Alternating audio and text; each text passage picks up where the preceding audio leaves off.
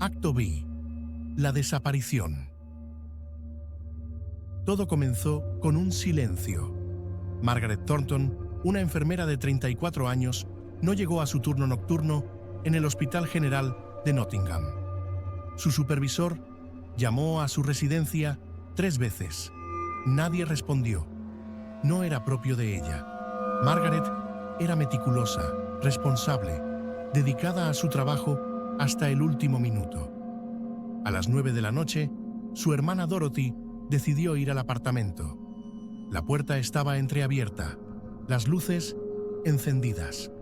El abrigo de Margaret colgaba en el perchero. Su bolso permanecía sobre la mesa del comedor, pero Margaret no estaba. Lo que Dorothy encontró la heló hasta los huesos.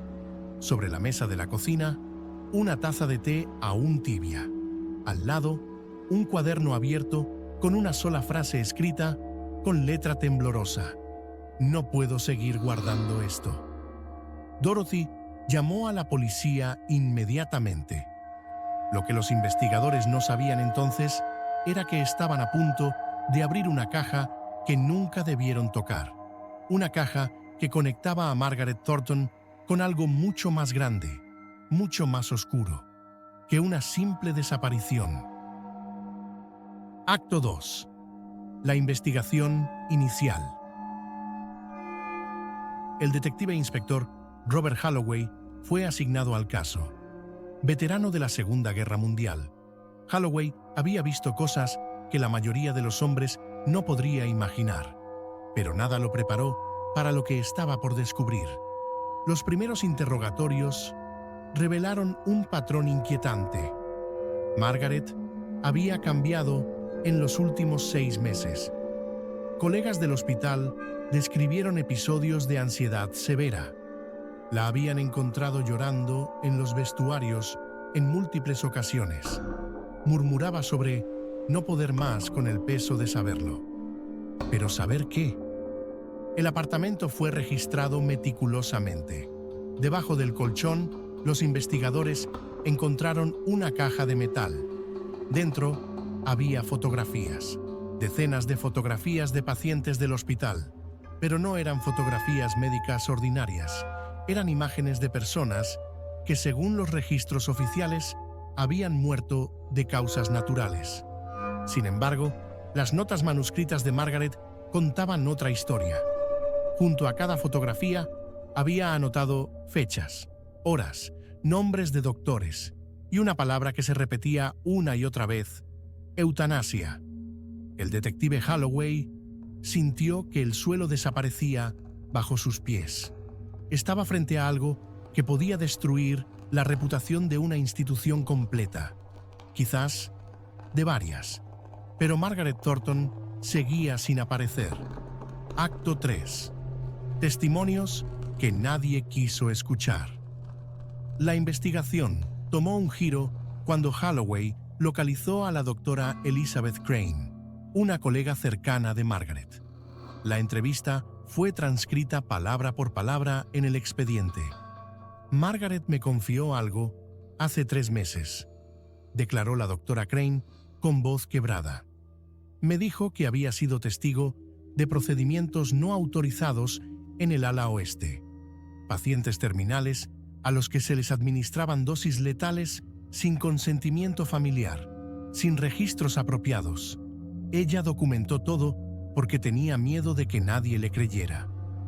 Cuando se le preguntó por qué no había hablado antes, la doctora Crane respondió con una simplicidad escalofriante: porque yo también tenía miedo. Todos teníamos miedo. Los registros del hospital fueron requisados. Lo que encontraron fue sistemático. Entre 1954 y 1956, al menos 27 pacientes habían recibido dosis inexplicablemente altas de morfina. Todos en el ala oeste. Todos bajo la supervisión del mismo médico jefe, el doctor Arthur Pemberton. Pemberton era una figura respetada. Había trabajado en hospitales militares durante la guerra. Había recibido condecoraciones. Su reputación era impecable. O eso creían todos. Cuando la policía intentó interrogarlo, descubrieron que el Dr. Pemberton había renunciado súbitamente y abandonado el país 3 días antes de la desaparición de Margaret. Su paradero, desconocido. La investigación ya no era sobre una enfermera desaparecida, era sobre un encubrimiento institucional de proporciones aterradoras. Acto 4. El hallazgo. 8 días después de su desaparición, el cuerpo de Margaret Thornton fue encontrado en el río Trent, a 12 kilómetros de la ciudad. La autopsia reveló que había muerto por ahogamiento. Pero había señales de lucha, contusiones en sus brazos, fibras bajo sus uñas que no coincidían con su ropa. El informe forense fue claro. No fue un suicidio, fue asesinato. Sin embargo, cuando el detective Holloway presentó las pruebas y solicitó una investigación completa del hospital y del Dr. Pemberton, recibió una respuesta que jamás olvidaría. Su superior inmediato, el superintendente jefe, le ordenó cerrar el caso. Las palabras exactas están registradas en el expediente. Hay intereses más grandes en juego. Esto no puede continuar. Holloway se negó. Amenazó con llevar el caso a la prensa.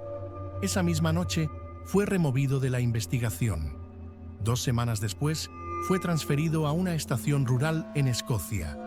Su carrera en Nottingham había terminado. El caso fue reasignado a otro detective, quien concluyó oficialmente que Margaret Thornton había muerto por suicidio y que sus acusaciones sobre el hospital carecían de fundamento. El expediente fue sellado por orden judicial en noviembre de 1956. 70 años de silencio impuesto por ley. Acto 5. La razón del sello. ¿Por qué sellar un expediente durante 7 décadas?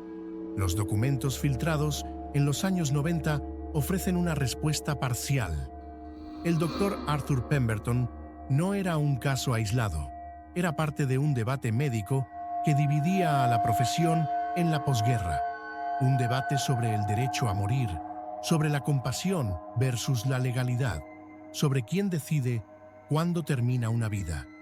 Pero lo que hacía el caso Thornton diferente, lo que lo hacía peligroso, era la evidencia de complicidad institucional. Enfermeras que sabían, administradores que miraban hacia otro lado, familias que nunca fueron consultadas y un sistema que eligió proteger su reputación antes que la verdad. El sello no fue para proteger a Margaret Thornton, fue para proteger al sistema que la silenció, para proteger a las instituciones que permitieron que esto sucediera, para evitar que el público perdiera confianza en un sistema de salud que apenas se estaba reconstruyendo después de la guerra. La verdad era demasiado inconveniente, demasiado complicada, demasiado peligrosa para la moral pública de una nación que intentaba sanar.